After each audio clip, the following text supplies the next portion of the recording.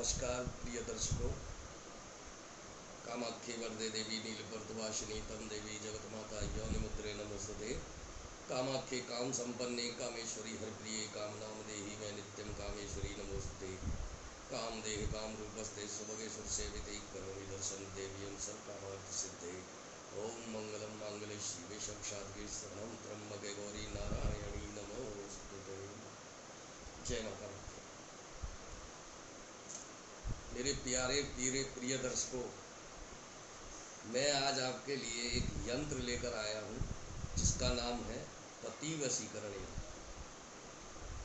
मेरी प्यारी माताएं बहनें बहुत परेशान रहती हैं कि उनके पति उनकी बात नहीं मानते, और इस बात को लेकर वह तमाम तांत्रिकों के पास, मौलाना, ओझा, मौलवी उनके पास भटकती रहती है और उनसे पैसे लूटे जाते हैं और उनका कोई भी रिजल्ट उनको नहीं मिलता। तो ये छोटा सा प्रयोग है, इसके लिए आपको किसी के पास जाने की आवश्यकता नहीं है। आपको यह स्वयं बनाना है, स्वयं ही सिद्ध कर लेना है, स्वयं को ही धारण करना है। इसके लिए आपको कहीं जाने की आवश्यकता नहीं है और बहुत ही आजमाया हुआ यह प्रयोग है। यह यंत्र 100% काम करेगा, 100% काम करेगा। आपको कहीं जाने की ज़रूरत नहीं है, आप इसको स्वयं बना पाएंगे। लेकिन याद रहे, ये सिर्फ शादीशुदा माता और बहनों के लिए है और उनके सिर्फ पति के लिए है, और किसी के लिए काम नहीं करेगा। सिर्फ पतियों के लिए पत्नी के लिए, पत्नी के लिए पति के लिए। मेरा कहने का अर्थ है कि पति धारण करेंगे तो पत्नी के लिए, और पत्नी धारण करेंगी तो सिर्फ पति के लिए, और किसी का वशीकरण नहीं होगा। आपके पति आपकी बात नहीं मानते, आपकी बात मानने लगेंगे। आपकी पत्नी आपकी बात नहीं मानती, आपकी बात समझने लगेंगी। तो छोटा सा प्रयोग है, आप जरूर करके देखिए, एक बार जरूर करके देखें। जो माता बहनें इस चीज़ से, समस्या से परेशान हैं, जूझ रही हैं।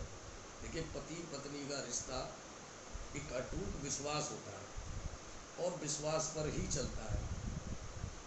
लेकिन अगर इस रिश्ते में कोई बाहरी तीसरा पर्सन जब आ जाता है तो हमारे रिश्ते गड़बड़ाने लगते हैं। तो आपको अगर लगता है कि ऐसी स्थिति है आपके साथ में, आपके पति की ज़िंदगी में कोई बाहरी पर्सन, बाहरी महिला या तीसरा व्यक्ति कोई आ गया है, तो आप इस प्रयोग को कर सकते हैं। इससे कोई भी दुष्परिणाम आपको मिलेंगे नहीं। ये सिर्फ इतना है कि आपका काम जो है, आपके पति को भटकने न देना, किसी अन्य महिला के साथ संबंध ना होना। मैं आप खुल के क्या बताऊँ, आपको सबको पता है कि समस्याएं ज़्यादातर कैसी आती हैं। माताएं बहनें सब जानती हैं कि पति बाहर जाते हैं, रहते हैं, और आपको लगता है ऐसा कि आपके दोनों पति पत्नी के बीच में कोई तीसरा पर्सन आ रहा है। तो उसके लिए यह प्रयोग है, आपको कहीं जाने की आवश्यकता नहीं है, और इसके लिए आपको कोई भी इतना बड़ा सामान कोई इकट्ठा करने की ज़रूरत नहीं है। बहुत ही छोटे मोटे 2-3 सामान हैं, बस उनको आपको बाज़ार से लेना है, बड़ी इजीली आपको मिल जाएगी, और आपको बना के धारण करना है बस। तो चलिए आगे विधि बताते हैं आपको। चमेली या अनार की कलम लेनी है आपको। कलम से मतलब है उसकी लकड़ी लेके उसको कलम की तरह छील के कलम की तरह बनाना। दूसरा, आपको बाजार से भोजपत्र लेना है, जो पूजा के, जहाँ पर आपका पूजा का सामान मिलता होगा वहाँ आपको भोजपत्र बड़ी आसानी से प्राप्त हो जाए। दूसरा, आपको केसर लेनी है। केसर की डिब्बी आती है, उसको ले सकते हैं, लेकिन अच्छी केसर होनी चाहिए, अच्छी क्वालिटी की। उस केसर को, गंगा जल चाहिए, गंगा जल आपके घर में सबके में ज़्यादातर मिल जाएगा, और नहीं भी होता तो मंगा लेते हैं। गंगा जल तो सभी लोग ज़्यादातर अपने घर पर रखते हैं, मंदिर के अंदर रखते हैं। तो उसी में से थोड़ा सा गंगा जल आप लेना। अब बनाने की विधि बताते हैं। किसी भी शनिवार के दिन रात्रि में सूर्यास्त के बाद घी का या तेल का दीपक जलाना है और सारी लाइटें बंद कर देनी है। सिर्फ दीपक का उजाला उस समय पे होना चाहिए। दीपक के उजाले में यंत्र का निर्माण करना है।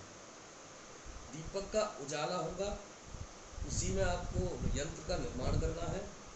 भोजपत्र ले लेना है आपको। भोजपत्र लेने के बाद जो स्याही बनाई है आपने केसर की स्याही बनानी है आपको। गंगा जल में लेके थोड़ा सा और उसमें केसर डाल के उसको घोल लेना है, आपकी स्याही तैयार हो जाएगी।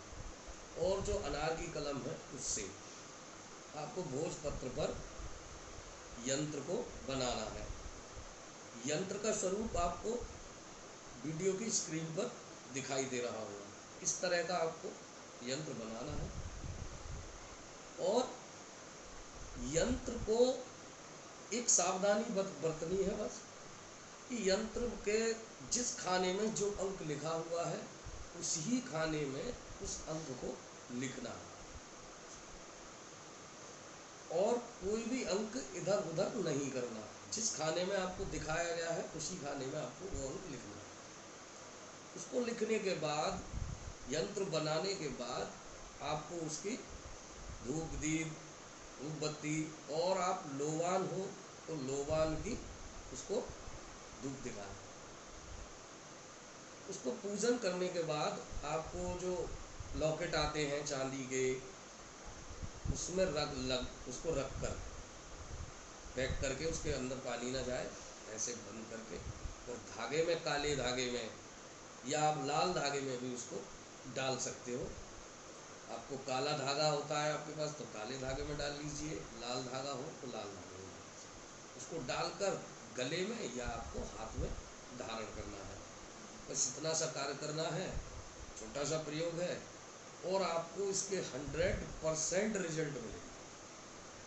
मैं गारंटी देता हूँ कि आपने अब तक जितने भी कार्य किए होंगे कोई सफल हुआ हो या ना हुआ हो, आपका यह प्रयोग जरूर सफल होगा। जय माता दी।